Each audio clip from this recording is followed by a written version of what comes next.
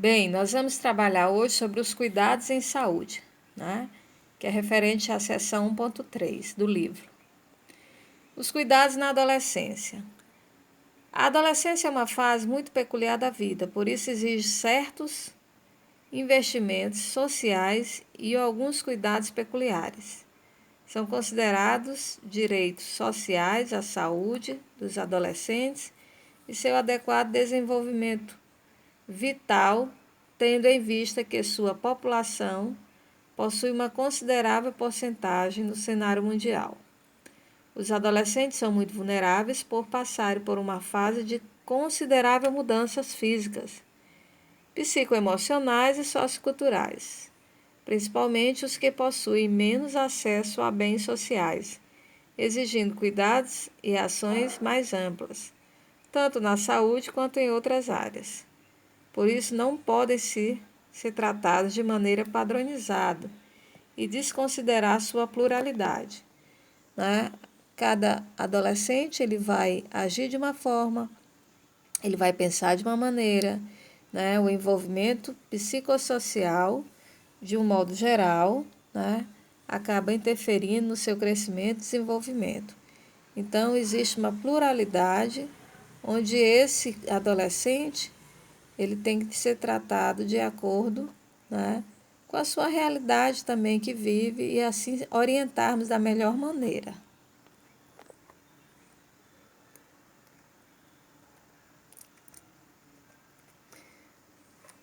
O crescimento, em relação aos cuidados na adolescência, o crescimento varia depende de vários fatores, por exemplo, a ação hormonal e o padrão genético, assim como outros fatores relacionados à alimentação, o sono, condições clínicas, entre outros. Ocorre também o ganho de peso, que acompanha as modificações na estatura e o aumento também do tamanho dos órgãos. É importante acompanhar também a pressão arterial desse adolescente. Nós sabemos que a questão da alimentação vai envolver a questão hormonal, né, que vai também mexer com a questão da pressão. Ela vai se configurar no padrão adulto, né? E a questão alimentar, ela vai interferir também, né, no aparecimento de algumas doenças. Então, por isso nós temos que estar atentos também nessa questão dos cuidados na alimentação também. É importante acompanhar também a questão que nessa fase vai haver o surgimento das caracteres sexuais secundárias, né? Na mulher vai aparecer o broto mamário, que vai se desenvolver e se tornar mama. E vem também a menarca, né, que é a primeira menstruação. E no homem, nós vamos ter o aumento dos testículos e escroto, acompanhando do aparecimento dos pelos pubianos. E aí vem também o aumento do pênis, né? E aparecimento de pelos nas axilas e a pigmentação do escroto. E pode ocorrer também a ginecomastia, que é o aumento do tecido mamário masculino, mas que normalmente isso vai ser fisiológico.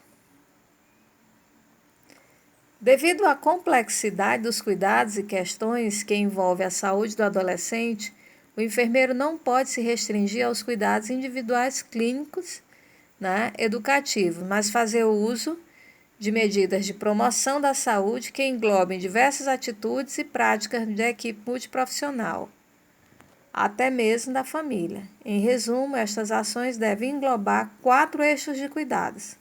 Aí nós vamos ter a vigilância, né, e promoção à saúde da criança e do adolescente, né, considerando a relação entre as duas fases. No campo da sexualidade, o desenvolvimento de ações psicoemocionais educativas, né, de maneira individual e coletiva, incluindo a família e a escola. E promover a capacidade criativa do adolescente. E após, né, apoiar também o caráter individual, como psicoemocionais, né, e relacionados também ao físico. Então é importante porque esse adolescente ele está passando por mudanças e ele requer um acompanhamento também, né, de um adulto que possa orientá-lo também. Aí nós temos os métodos contraceptivos, né? É justamente para evitar a gravidez. É importante que esse adolescente, se ele começa a ter relação muito cedo, é importante que ele use um método que vai lhe precaver tanto das infecções sexualmente transmissíveis, como também de gravidez indesejada, né? E aí, nesse momento, é importante que ele use a camisinha, justamente porque é um momento em que ele está em crescimento emocional, psicoemocional, né? E aí é importante que seja um método que traga essa segurança.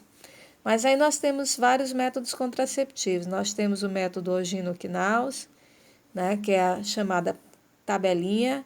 Temos o mucocervical, métodos comportamentais, preservativo feminino e também o masculino. Temos geleia espermicida, né, espermaticida, o diafragma, a pílula, medicações injetáveis, né? Tem a pílula do dia seguinte, nós temos também o DIU. O climatério, que é outra fase, né, em que a mulher se encontra, que significa a fase crítica da vida, usado muitas vezes como sinônimo da menopausa, né, que é justamente a cessação da menstruação, tá? Por mais de 12 meses, isto é, a perda da função folicular dos ovários, o que ocorre geralmente entre 48 e 52 anos. E ele está dividido em 3 fases, né? Ele está dividido, aliás, em 5 fases, que é justamente a transição da menopausa, que vai dos 37 aos 46 anos, que é a primeira fase. A segunda é a perimenopausa, que é dos 46 aos 50 anos. A pós-menopausa, que é dos 51 aos 65. E a terceira idade, que é justamente após os 65 anos de idade. Diante deste conceito de climatério, podemos afirmar que são muitos os fenômenos e transformações vividos pela mulher, né? E a partir dessa fase infértil, deixando de ser jovem, experimentando uma sensação de envelhecimento.